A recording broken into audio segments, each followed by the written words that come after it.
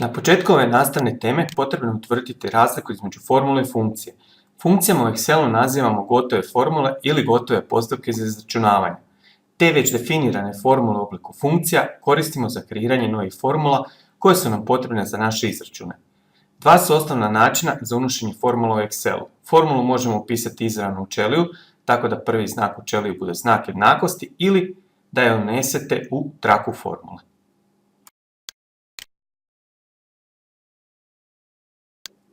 U ovoj nastavnoj temi govorimo o vrstama funkcija, pa ćemo zato koristiti pokretanje upisa formule putem trake formule.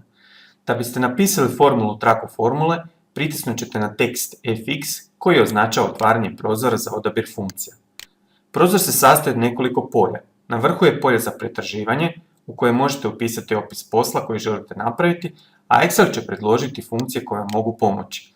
Popis u kojem odabirete kategoriju u slučaju pretraživanja automatski se postavlja na vrijednost preporučena. Zatim slijedi padajući popis grupa funkcija kojem ćemo se vratiti. Ispod njega je popis funkcija grupe koju ste odabrali, a ispod popisa je kratko pojašnjenje uporabe odabrane funkcije. Na vrhu popisa grupa kategorija dvije su mogućnosti koje ne pripadaju samim grupama funkcija.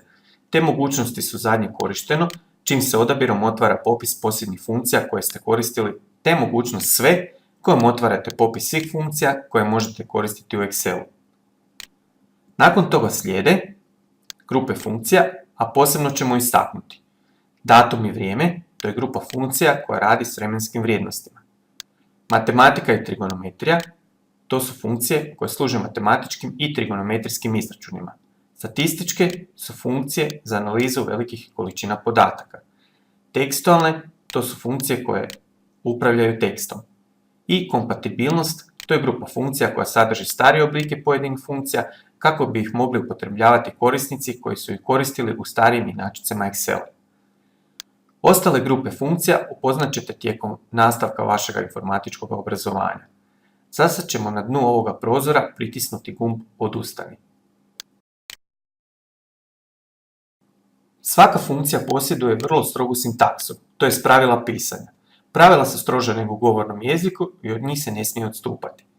Funkcija se uvijek sastoji od naziva te otvorene i zatvorene zagrade. Otvorena zagrada zapisuje se odmah nakon naziva funkcije bez razmaka. Nekoliko je mogućnosti koje se mogu koristiti unutar zagrada. Prva mogućnost je da za pojedine funkcije u zagradama ne zapisujete ništa, već odmah nakon otvorene napišete zatvorenu zagradu. Primjer takvih funkcija je funkcija today, a rezultat njenog korištenja je prikaz današnjega datuma u ćeliji.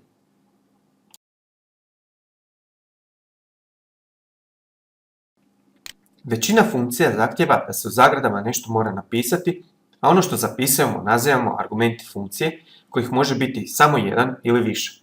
Argumenti funkcija mogu biti brojevi ili brojčane vrijednosti, tekst, operatori, veće manje jednako, adrese ćelija, nazivi ćelija, kao i druge funkcije. Uz funkcije u formulama se mogu koristiti simboli za osnovne računske operacije. Zbrajanje znak plus, oduzimanje znak minus, množenje znak zvjezdica i dijeljenje znak kroz. Argumenti se u formulama pišu na dva načina. Prvi je pomoću točke sa zarezom, što predstavlja nabrajanje. Primjerice, u zagradi A1, točka zarez F5, znači da smo u formulu uvrstili kućice A1 i F5. Na isti način se odvajaju i sve ostale vrste argumenata. Drugi način je dvotočka, a ona se koristi samo za označavanje opsega kućica. Ako koristimo isti primjer kao i malo prije, ali umjesto točke sa zarezom upišemo dvotočku u zagradi A1, dvotočka F5, to znači da smo u formulu uključili sve kućice između A1 i F5. Upisivanje formula u ćelije pojasnit ćemo na nekoliko primjera u sljedećoj nastavnoj temi.